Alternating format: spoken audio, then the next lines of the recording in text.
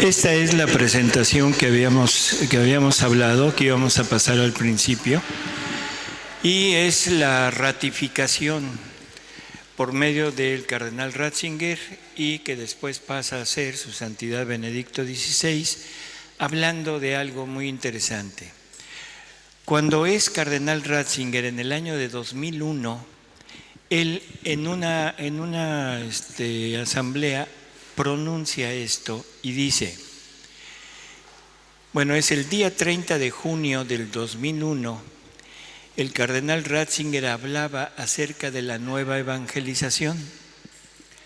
Decía que somos un proyecto incompleto, que nuestra vida es una cuestión abierta, un proyecto por completar, y expresaba que la pregunta fundamental de todos los seres humanos es ¿cómo se realiza llegar a ser hombre?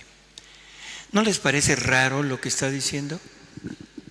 Somos un proyecto incompleto. ¿Proyecto de qué? Lo dice abajo, ¿cómo llego a ser hombre? Se supone que todos nosotros siempre hemos tenido la idea de que somos seres humanos completos. Se supone que aparentemente tenemos en nosotros todo lo necesario para considerarnos seres humanos, considerarnos hombres. Hombres en el sentido de familia humana, no de género, ¿de acuerdo? O sea, todos nosotros, hombres y mujeres, el punto final es llegar a completar este proyecto de ser seres humanos. Y aquí Cardenal Ratzinger se pregunta a sí mismo, ¿cómo completar este proyecto para llegar a ser realmente un hombre? ¿Cómo se aprende este arte de vivir? ¿Cuál es el camino a la felicidad? Y dice, a esta interrogante, él mismo se responde diciendo que Jesús, al inicio de su vida, dice, Él me ha ungido para llevar la buena nueva a los pobres. Y esto quiere decir, yo tengo la respuesta a nuestra pregunta fundamental. Os enseño el camino de la vida, el camino de la felicidad. Yo soy el camino. Creo que esto no hay problema, es Jesús quien nos está marcando todo. Yo soy el camino, yo soy la verdad, yo soy la vida. Bueno, la que sigue.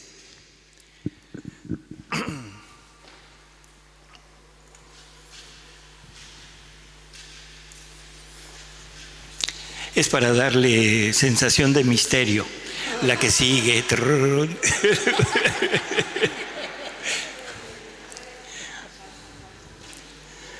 Ta, ta, ta, ta.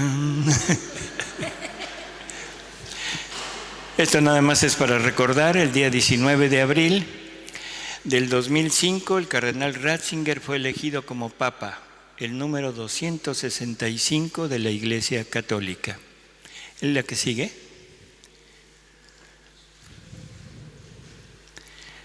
¿Qué es el cielo y cómo se vive en él? ¿Mandé? A ver, me pongo más enfrente. Pues es que... Y luego, ya como Benedicto XVI nos va a hablar acerca de la unión de la voluntad divina y la voluntad humana. Tengo que hacer una pequeña aclaración. Para este tiempo, él ya había leído los escritos de Luisa. O sea, eso es seguro. Porque cuando iban a beatificar a Aníbal di Francia, Aníbal había puesto el Nihil obstat en los libros de Luisa. Y esos libros fueron puestos en el índice de libros prohibidos. O sea, fueron condenados, igual que los escritos de muchos santos. Entonces eso era un impedimento para que Aníbal fuera beatificado. En ese tiempo, don Ricardo Guízar, el arzobispo de Tlalnepantla en México, él dice que es el momento de llevarle a Cardenal Ratzinger los escritos de Luisa y sobre todo los escritos donde Jesús habla de la condena de sus escritos. Se le llevan, se le entregan, no sabía prácticamente nada de ellos y nunca dijo qué pasó. Pero el hecho es que beatifican a Aníbal di Francia. Creo que es una respuesta muy obvia lo que pasó. O sea, leen, ven que no hay prácticamente nada en contra y entonces beatifican a esta persona, ¿sí? Por lo tanto, esto, lo que viene después, ya es seguro que es hablando sobre los escritos de Luisa. La que sigue. Aquí en el libro de Jesús de Nazaret, en el tomo 1, dice: existe una voluntad de Dios con nosotros y para nosotros, que debe convertirse en el criterio de nuestro querer y de nuestro ser. Ahí donde se cumple la voluntad de Dios, ahí está el cielo, porque la esencia del cielo es ser una sola cosa con la voluntad de Dios. Convertirse en el criterio de nuestro querer y de nuestro ser. Entre paréntesis pusimos ahí lo que quiere decir criterio. El criterio es la norma para conocer la verdad, el juicio o discernimiento. Entonces, el criterio para nosotros debe ser ¿qué? La voluntad de Dios. Y en la medida que vamos uniéndonos a esta voluntad de Dios, es en la medida en la que vamos uniéndonos a ella y vamos logrando hacer en nosotros mismos este cielo. ¿De qué sigue? Dice: el reconocimiento del Dios viviente es un camino hacia el amor, y el sí de nuestra voluntad a la suya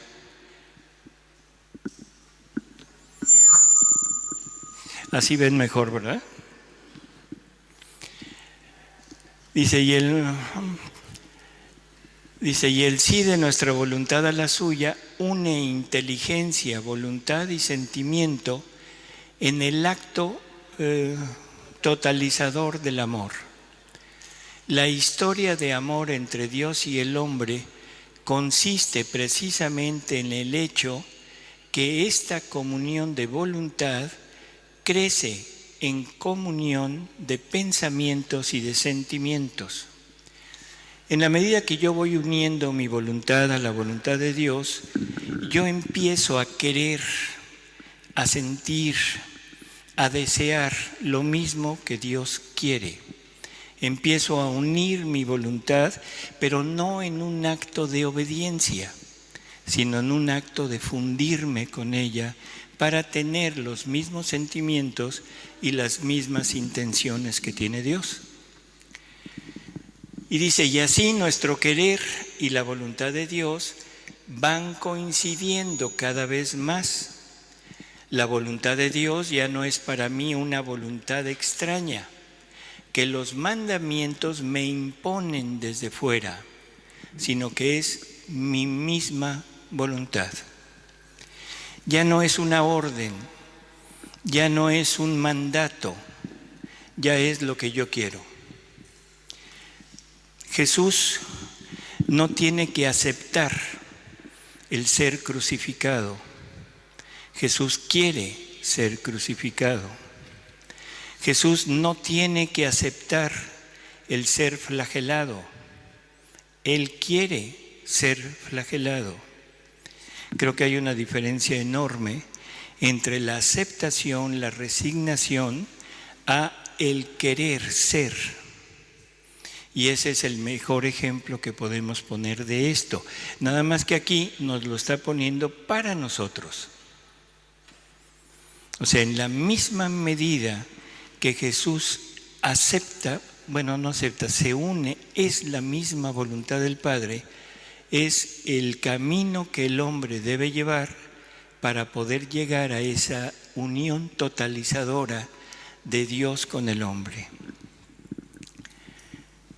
Luego continúa y dice, la amistad no es solamente conocimiento, es sobre todo comunión de deseo. Creo que eso también es muy obvio. No es nada más el conocer, sino el unir, pero el unir no la parte externa, sino la parte interior, la parte del deseo, la parte del sentimiento, la parte del pensamiento. Y dice, significa que mi voluntad crece hacia el sí de la adhesión a la suya. En efecto, su voluntad no es para mí una voluntad externa y extraña, a la que me doblego más o menos de buena gana. No, en la amistad mi voluntad se une a la suya a medida que va creciendo esa amistad. Su voluntad se convierte en la mía y así, justo así llego a ser yo mismo. Esto es importante, esta última frase. Para ser yo, para ser hombre, para ser lo que Dios quiere que yo sea, necesito llegar a este punto. Necesito llegar al punto de unir la voluntad de Dios tan adentro que ahora es mi voluntad. No es la voluntad de Dios, es mía. Bueno, de los dos. Pero entender que si no llegamos a esto, llegar a ser yo mismo no se va a dar. Y vamos a ver la siguiente. Dice, pero la tercera expresión es la decisiva, aquella en la que la voluntad humana se adhiere plenamente a la voluntad divina. Jesús nos dice que solo conformando la propia voluntad con la voluntad divina, el ser humano alcanza su verdadera altura, se hace divino.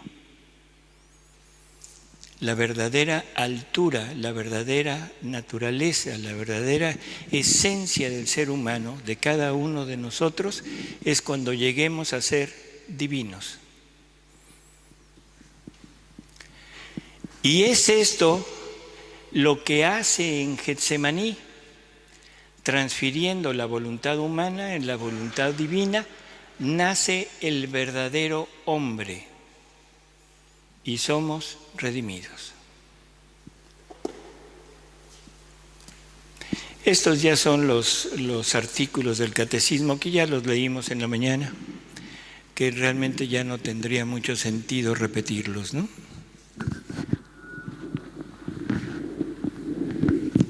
¿Qué opinan de esto? ¿Mandé? Y yo digo que es más garantía que Benedicto XVI lo diga. ¿Qué nos dijo? En esencia, ¿qué nos dijo? Tienen que llegar a ser Dios. Punto.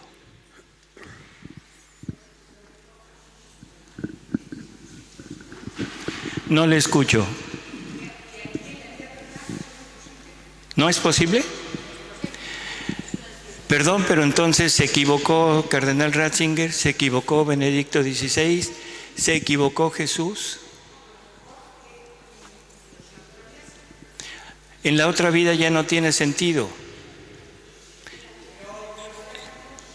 No, debe ser en esta vida, porque no me haga cara como de que no, mejor haga cara de decir, me espero tantito para ver qué más dicen. O sea, en realidad yo entiendo que estos conceptos son muy difíciles de poder aceptar, porque no estamos acostumbrados a este lenguaje. Yo entiendo que estamos actuando y estamos conociendo a Dios desde el hombre caído. Y el hombre caído es prácticamente imposible que pueda llegar a pensar esto. El hombre caído es el hombre que ve a Dios lejano de él. Lejano no en distancia, sino lejano en vida. El hombre caído ve a Dios como un ser allá y se sitúa como un ser acá, separado de Dios. Por eso es que primero tratamos de iniciar por el conocimiento de Adán, un conocimiento que no se puede llevar a cabo así en una hora, y por eso es que parece amontonado todo lo que se estuvo diciendo, parece como muy rápido, muy brusco, pero si no empezamos por ahí, si no tengo la conciencia de que Adán es un hombre diferente de nosotros, diferente en el sentido de vida, en la primera etapa de vida de Adán, entonces nunca voy a entender esto, porque lo veo como algo irrealizable, y totalmente de acuerdo. Pero si yo entiendo que Adán fue creado con la vida divina en su interior, que Adán era el hombre perfecto y que ese hombre perfecto cayó y perdió todo lo que Dios le había dado como un don, estamos acostumbrados a decir que perdió los dones ¿qué? Preternaturales y los sobrenaturales. ¿Sí? Preternaturales, dones de una naturaleza superior, la naturaleza angélica. Dones sobrenaturales, sobre cualquier naturaleza, dones divinos. Dones preternaturales, la ciencia infusa, la inmortalidad, ¿sí se entiende esto? La impasibilidad, o sea, es incapaz de sufrir. Pero dones sobrenaturales, ¿cuáles tendríamos? La naturaleza divina. Porque ahí se realiza el verdadero plan de Dios. Ahí es donde Dios cumple su anhelo de tener una criatura igual a Él para poder amar y ser amado. Para poder amar en plenitud y para poder recibir un amor divino igual que el de Él. Y eso se realiza, ya lo dijimos y lo repetiremos continuamente, es con Jesús en nosotros, no nosotros. Necesitamos a Jesús en nosotros. ¿De acuerdo? Silencio en la noche. Es que no se puede hablar, no se puede preguntar. Después entonces se puso a decir,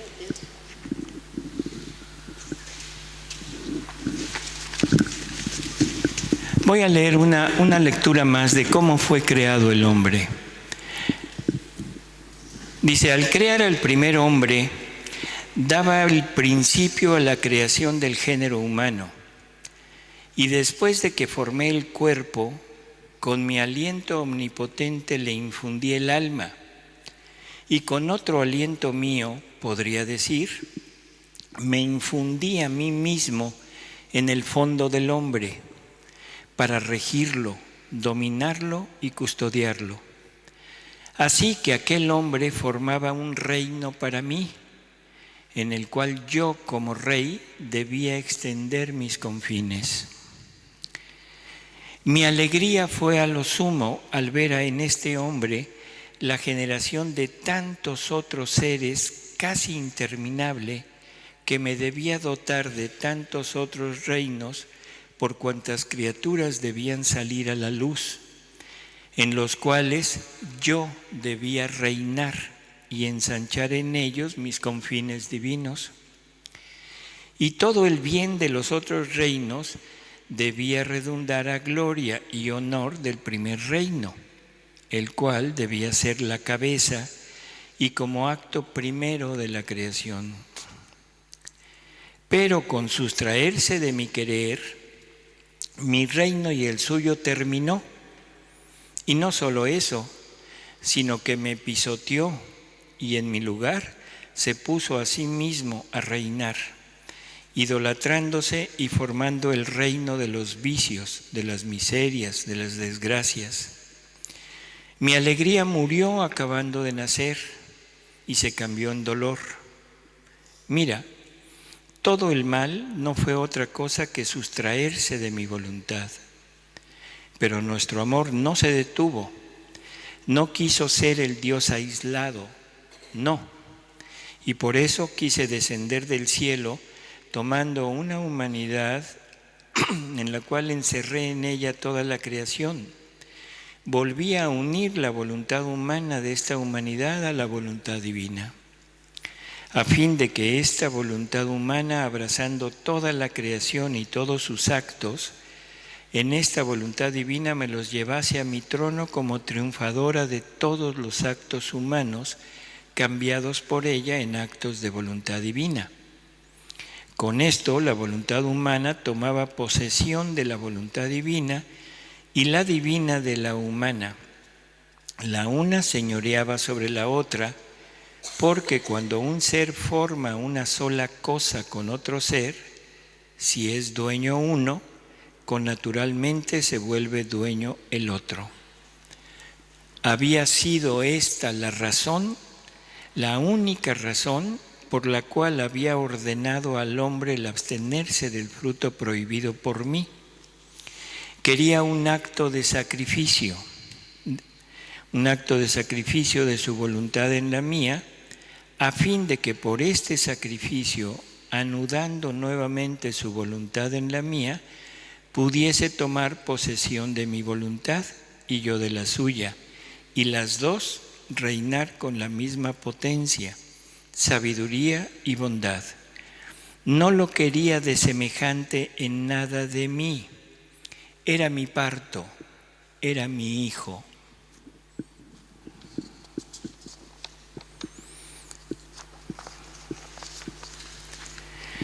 Nos quiere semejantes a Él, y esto es el punto culminante, ser Él. No sé qué opinan, así rápidamente, ¿les parece? ¿Concuerda esto con lo que nos dice su santidad Benedicto XVI?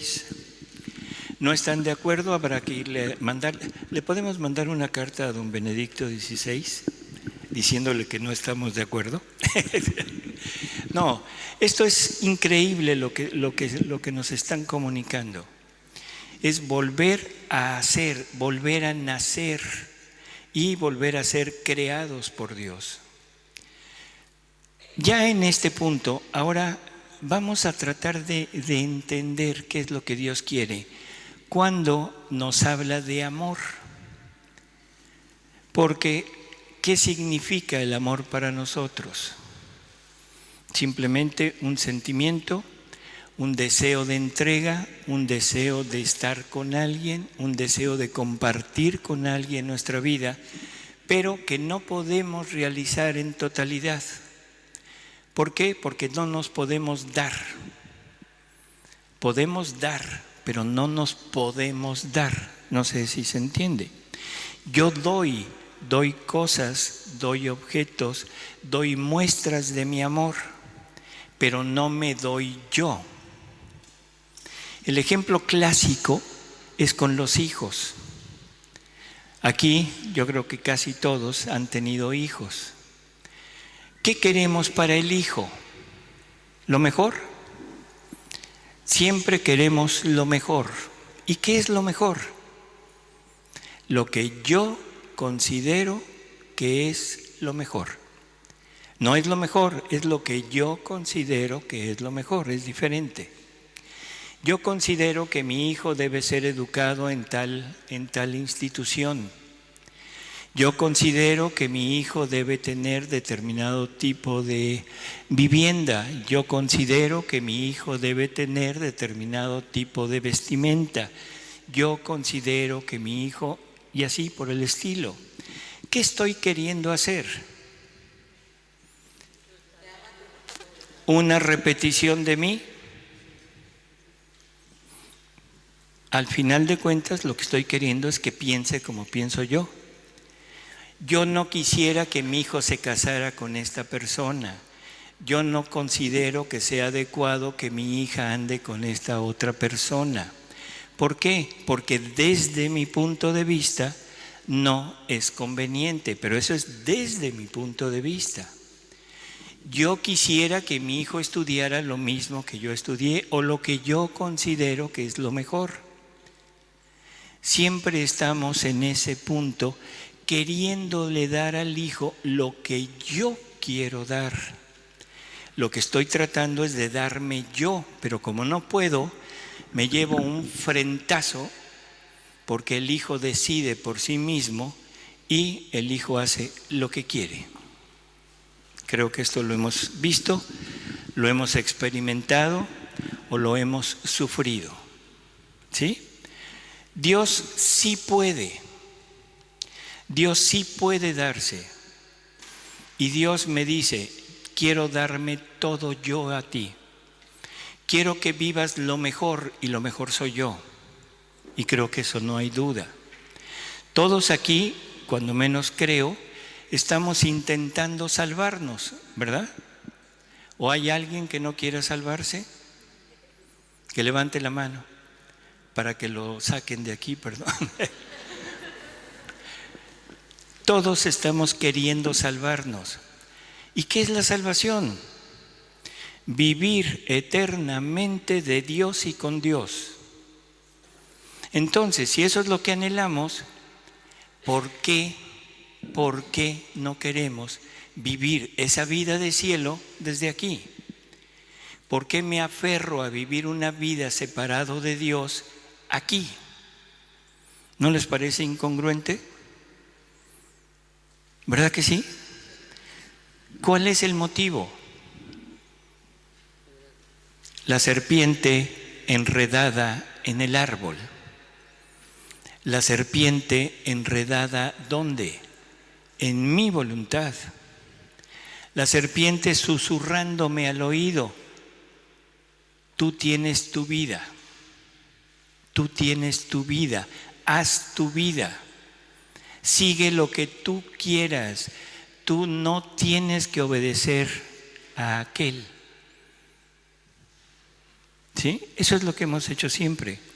Ese pecado del paraíso terrenal se repite continuamente en nosotros.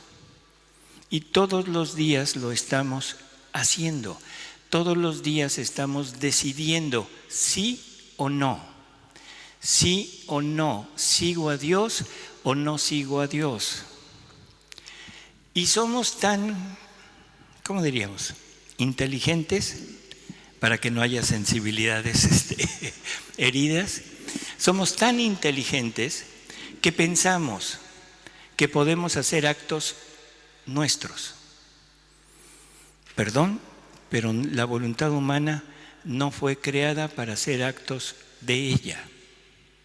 La voluntad humana es una voluntad, es un recipiente que o se adhiere a Dios o quita a Dios. ¿Y qué hay? El no Dios. ¿Y quién es el no Dios? El malo, el mal, ¿sí? Un acto indiferente no existe. Un acto que no sea bueno o que no sea malo no existe. Hay actos tibios en donde a veces soy de uno y a veces soy de otro, pero actos indiferentes no hay. Somos un recipiente que o tenemos el acto de Dios en nosotros o nos vaciamos del acto de Dios y entonces entra el no Dios. ¿Sí? Bueno, ya con esto creo que es suficiente ahora sí como para tener la seguridad de que estamos entrando en un terreno totalmente cierto, o sea, tenemos la certidumbre por lo que acabamos de ver. Entonces, ¿qué es lo que Dios quiere al decir quiero amar? ¿Qué desea Dios?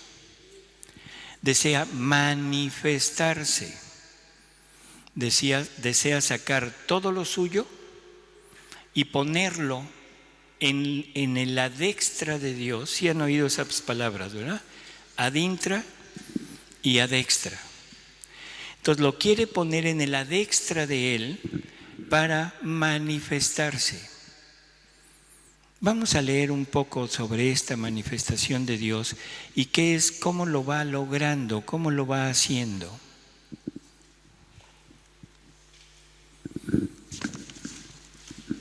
Lo primero es entender que Dios quiere continuamente hacer seres similares a Él. Y dice: hija amada de nuestra voluntad, te he traído al seno de nuestra divinidad a fin de que tu querer se extienda mayormente en el nuestro y tome parte en nuestro modo de obrar. Nuestra divinidad es llevada naturalmente a la generación. No hace otra cosa que generar continuamente. Y todas las cosas creadas por nosotros llevan consigo la virtud de generar. El sol genera la luz en cada ojo humano, en cada obra y paso. Parece que se multiplica por cada hombre, por cada planta y por cada punto de la tierra. Si no tuviera la virtud, la conexión con su creador generador, el sol jamás podría dar luz a todos ni estar a disposición de cada uno. La flor genera otra flor, toda igual a ella. La semilla genera otra semilla. El hombre genera otro hombre. Así que todas las cosas llevan consigo la virtud de su creador de generar. Así que somos llevados naturalmente a generar y a reproducir seres semejantes a nosotros. Por eso te he llamado en nuestro seno, a fin de que viviendo con nosotros, tu querer, difundiéndose en el nuestro, sea grande, genere junto con nosotros santidad, luz, amor, y multiplicándose junto con nosotros en todos, genere en los demás lo que ha recibido de nosotros. No sé si se entendió, pero esto es fabuloso. Fabuloso porque ahora Dios nos quiere con Él para generar en los demás lo que Él está generando en nosotros. ¿Sí se logra captar? Seres similares a Dios, pero ahora salidos del alma que vive en la divina voluntad.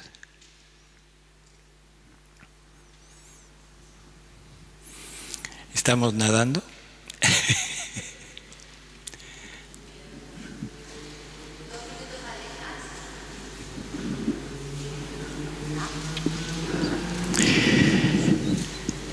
Lo único que nos queda por hacer respecto a la creación es que nuestra voluntad obre en la criatura como obra en nosotros.